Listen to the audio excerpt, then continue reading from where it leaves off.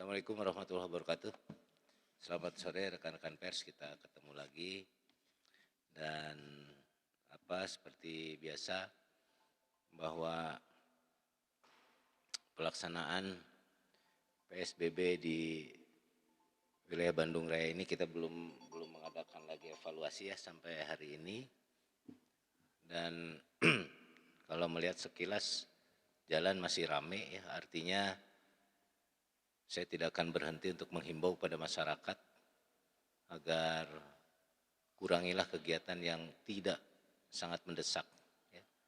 Kemudian juga kepada kantor-kantor yang di luar pengecualian diminta juga untuk bisa menghentikan kegiatannya untuk sementara dalam rangka PSBB ini. Sekali lagi, PSBB tidak akan berhasil kalau apa yang diatur dalam pedoman maupun dalam peraturan Bupati Wali Kota itu tidak diindahkan atau tidak dilakukan oleh para pemangku kepentingan di sana.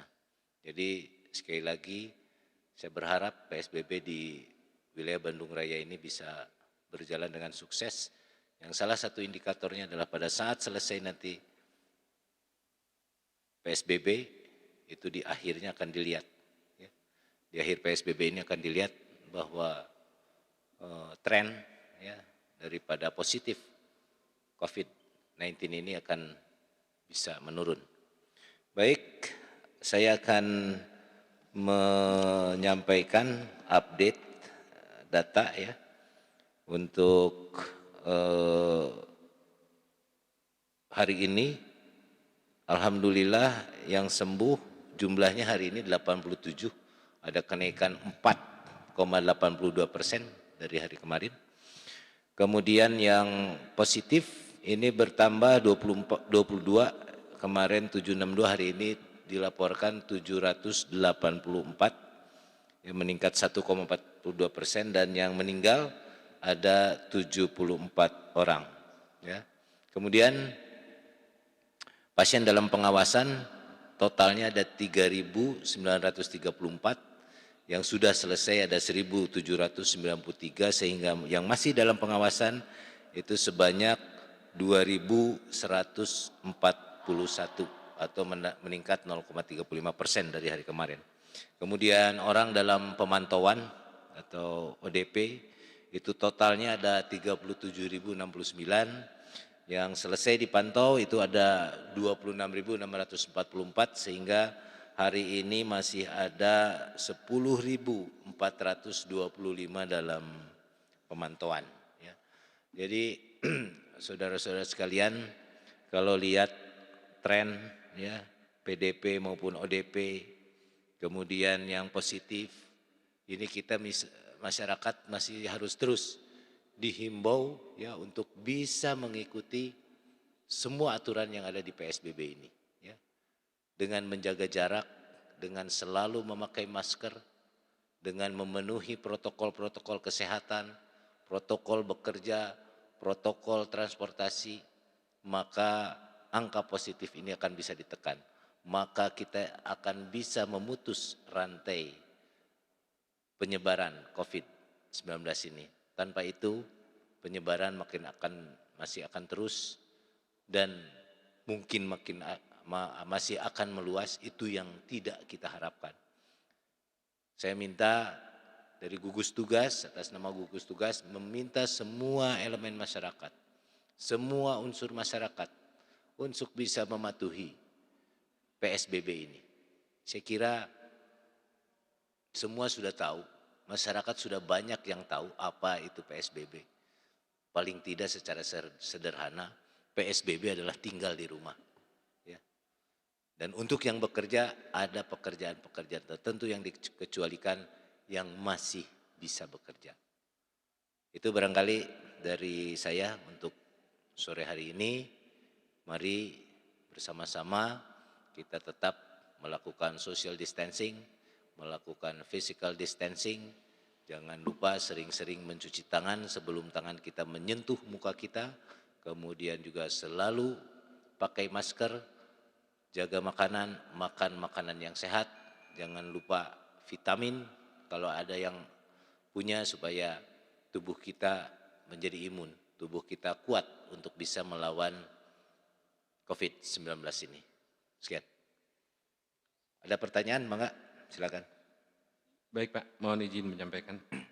Yang pertama, hari ini kita tahu Pak Gubernur mengunjungi 3 BUMN dan bagaimana hasil kunjungan Gubernur ke 3 BUMN ini Pak? Baik, jadi Pak Gubernur hari ini ke Pindad, kemudian ke Bio Farma dan ke PT DI. Di Pindad, Pak Gubernur mendapat laporan bahwa Pindad akan memproduksi secara massal ventilator yang dibuat oleh ITB waktu itu ya. Nah ini tinggal untuk produksi massalnya masih mudah-mudahan seminggu ini masih nunggu izin dari Kementerian Kesehatan. Dan Pindad sudah siap, jadi begitu izin keluar mereka sudah siap untuk memproduksi 40 ventilator. Ini ventilator untuk yang gagal nafas gitu. Jadi alat bantu nafas untuk yang gagal nafas. 40 unit per hari itu bisa diproduksi dan melihat ketersediaan bahan baku lokal hari ini itu bisa diproduksi sampai sekitar 1000 unit. Itu dari Pindad. Kemudian di Bio Farma hari ini akan segera meluncurkan 100.000 alat tes PCR. Nah ini tentunya pesanan pemerintah pusat dan kita berharap dari 100.000 nanti yang disebarkan ini mudah-mudahan akan banyak juga turun ke Jawa Barat. Ya. Kemudian di PT DI itu karena sudah merupakan juga sebuah industri yang besar, itu sama ya, tinggal menunggu izin juga, itu sudah bisa memproduksi 5.000 unit alat bantu nafas, tapi bukan untuk yang bukan untuk yang gagal nafas gitu. Jadi yang masih bisa bernafas tapi sesek, kemudian bisa dibantu oleh alat yang insya Allah akan diproduksi oleh PT DI ini bisa sampai 5.000 unit per minggu gitu ya. Nah ini kita harapkan jadi peran-peran BUMN ini bisa memecahkan salah satu masalah yang memang dihadapi saat ini yaitu kelangkaan alat-alat kesehatan yang tentunya ini diminati oleh seluruh dunia ya, dan dengan adanya inovasi, dengan adanya penemuan dari masyarakat kita kemudian diproduksi massal oleh PT Pindad, kemudian PT DI dan juga Bio Farma untuk bisa memproduksi alat tes media PCR ini, mudah-mudahan ini akan lebih meningkatkan ya upaya kita untuk mengurangi ya, artinya untuk mengurangi korban mereka yang sudah dirawat dalam COVID-19 ini. Itu barangkali, silakan. Selanjutnya mohon kejelasan soal larangan mudik. Ini bagi yang datang ke wilayah Jawa Barat dari luar Jawa Barat, itu aturannya seperti apa? Ya, jadi yang dilakukan kita, jadi peraturan Menteri Perhubungan itu kan mulai berlaku hari ini. Hari ini informasi yang saya dapat dari lapangan sudah dilakukan penyekatan, ya, penyekatan di jalan tol. Untuk yang dari arah Jakarta itu di daerah Tol Cikarang. Jadi di Tol Cikarang ada penyekatan, kemudian nanti petugas lapangan bisa melihat ya apakah dia mau mudik ya atau dia ada keperluan ngantar barang logistik, itu lapangan yang menentukan. Kalau ternyata memang diindikasi mau mudik, itu akan disuruh kembali ke Jakarta. Nah, kemudian yang dari Bandung ke Jakarta itu di kilometer 47 sama juga disekat seperti itu. Jadi kalau yang kelihatannya hanya perlu tidak mendesak ke Jakarta, itu akan disuruh kembali ke Bandung. Dan di perbatasan Jawa Barat ada di beberapa titik ya, yang jelas informasi yang saya terima bahwa Dirlantas Polda Jabar sudah berkoordinasi dengan Dirlantas Polda Jateng yang kira-kira protapnya sama gitu. Di perbatasan itu kalau yang mau masuk ke Jawa Tengah disekat di Jawa Barat, dia suruh kembali, kira-kira sama seperti itu. Kemudian jika ada penumpang umum ya yang lolos gitu misalnya tadi sampai ke terminal di kita di Lewi Panjang atau di Cicahem itu akan dikenakan sesuai dengan protokol kesehatan. Jadi mereka akan dicatat namanya, kemudian mereka diwajibkan untuk mengisolasi diri ya di tempat tinggalnya selama 14 hari. Itu yang kami terima informasi dari lapangan. Selanjutnya Pak, di dalam PSBB ini diberlakukan teguran bagi pelanggar termasuk bagi mereka yang berboncengan dalam motor. Bagaimana dengan petugas medis bila berboncengan maksudnya? Apakah ada pengecualian Pak? Ya. Di dalam aturan tidak ada disebut khusus ya bahwa tenaga medis boleh berboncengan misalnya gitu. Ya. Nah, ini barangkali kita kembalikan kepada petugas-petugas di lapangan ya. Kalau seandainya tenaga kesehatan itu checkpointnya sudah dekat tempatnya, ya petugas lapangan lah yang ini. Yang jelas tidak diatur secara khusus untuk tenaga kesehatan. Selanjutnya Pak, sejauh ini apakah ada insentif atau kebijakan khusus bagi mereka yang bekerja di bidang transportasi? Karena besar kemungkinan akan ada banyak orang yang bekerja di sana terdampak larangan mudik. Ya, maksudnya kebijakan khusus untuk bidang transportasinya Pak, orangnya Pak. Untuk bantuan atau apa? Ya. Ya, jadi tidak ada kebijakan khusus sampai saat ini. Yang jelas bantuan dari pemerintah Provinsi Jawa Barat yang sudah saya sampaikan berulang-ulang, basicnya adalah basic tempat tinggal. Ya, basic tempat tinggal untuk mereka yang ber-KTP Jawa Barat maupun mereka yang ber-KTP di luar Jawa Barat tapi tinggal di Bandung karena terkena pembatasan PSBB, karena terkena larangan mudik, itu yang kita bantu gitu. Jadi tidak ada khusus. Dan saya yakin elemen-elemen masyarakat, apakah itu pekerja transportasi, ada juga kemarin seniman, mereka kan punya tempat tinggal ya.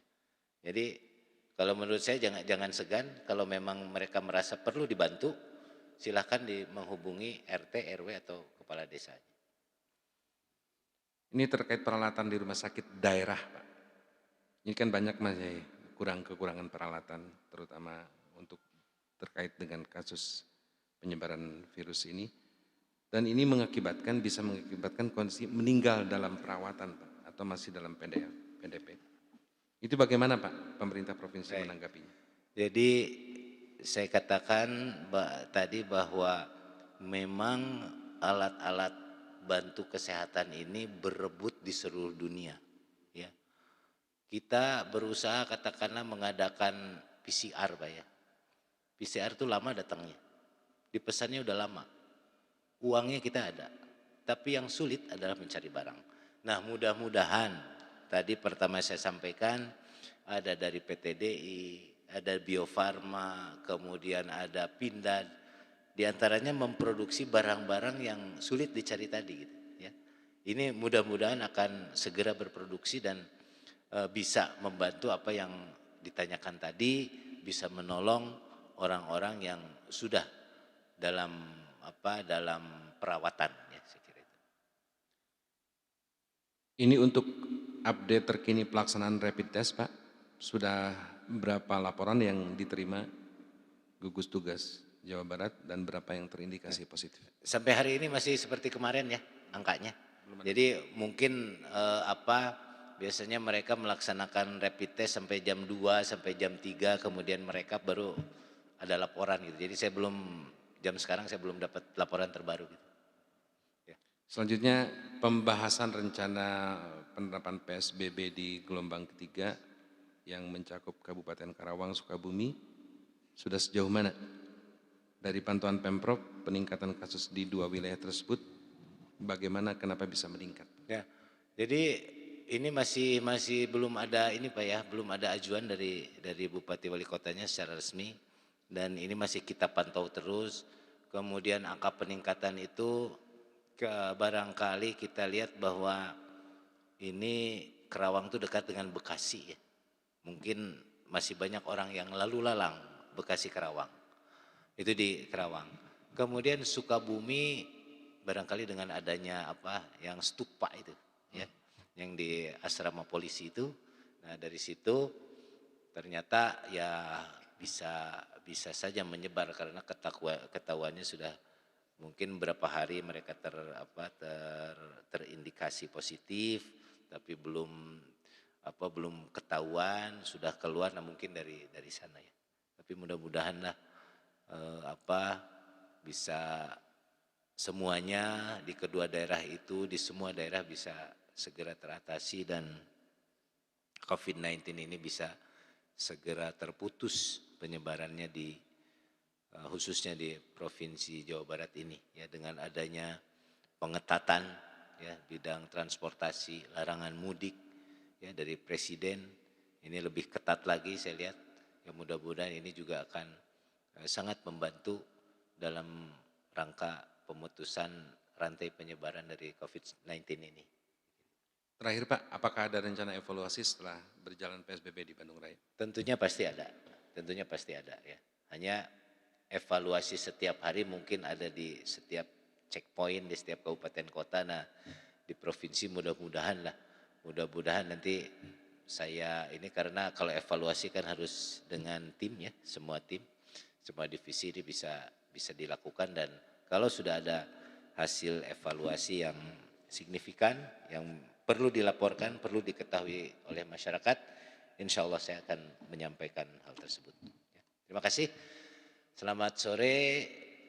Jangan lupa jaga jarak, kurangi kegiatan sosial, cuci tangan sebelum tangan kita menyentuh muka, pakai masker, stay at home, bergembiralah di rumah bersama keluarga. Sholat tarawih, tadarus, witir kita lakukan di rumah. Terima kasih. Billahi taufiq wal hidayah. Assalamualaikum warahmatullahi wabarakatuh.